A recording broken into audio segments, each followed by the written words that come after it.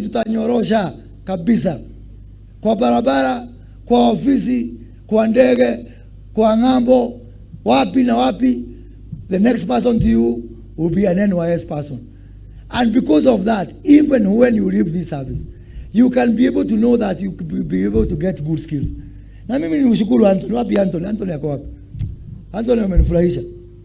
Anthony amesema hakuna crime inaitwa kujaribu. In fact, amenikumbusha story moja ya mtu anaitwa Bill Gates nikimalizia. So siku moja Bill Gates alikuwa anafanya interview. Alikuwa anataka kuandika managing director wa Microsoft huko katika Eastern Europe.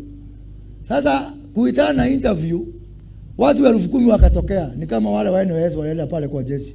10,000 of them. Sasa Bill Gates akashindwa, hawa watu nitawachuja namna gani? Akasema kama uko hapa na haujawahi kuwa manager wa watu 5,000, enda. Sasa nusu ya watu 5,000 wakaenda. Wakabaki watu 4,999 plus one guy alikuwa anaitwa Kamau. Kamau has never managed anybody. Lakini akasema anyway, what do I lose? Wacha nijaribu tu kama huyu Anthony tu. Wacha tu nijaribu bahati yake. So Bill Gates akafurahi, lakini akasema bado 5,000 people ni wengi sana. How do I reduce them wakuwe wachache? Akasema hii kazi kuna lugha moja inaitwa Kisalbia. Na most of the people in that region wanaongea hiyo lugha.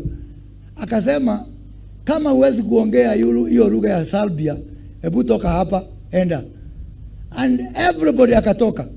Wakabaki tu watu wawili. Kamau na mtu mmoja. Kamau hajui kuongea hiyo lugha, lakini akasema anyway, what do I have to lose? Kama huyu tu Anthony hapa.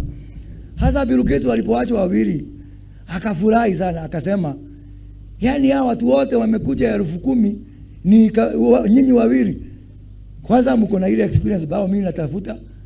Pili, hata ile lugha ya hii kazi mnaielewa. Sasa fanyeni hivi, ongeeni hiyo lugha ya Kisarabia mko wawili.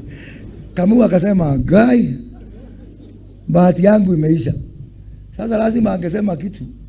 So akaambia huyu mwingine kwa kikua, akamwangalia akasema, "Kwa ana tia modo wa nyoba." Sasa anaanza kujiharia, sema sasa huyu mtu nitasemaje? Ule jamaa akajibu akasema, "Gotire na oru."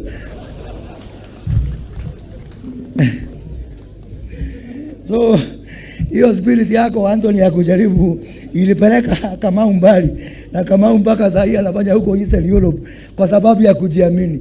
Kwa hivyo vijana tujiamini. Vijana tujiamini. Na Mungu atakubariki. Hata I like what Anthony has said. Huyo mtu wa C ndio ataandika huyo mtu wa A. Na sisemi mtu asipate A, lakini hiyo bidii yako na hiyo C yako, jameni, utakuwa unaandika mtu anasema kuja hapa, anakuja na kupigia saluti sababu ya kujiamini. Mjiamini, fanya kazi kwa bidii, believe in the right things. I do my bit, government does its bit.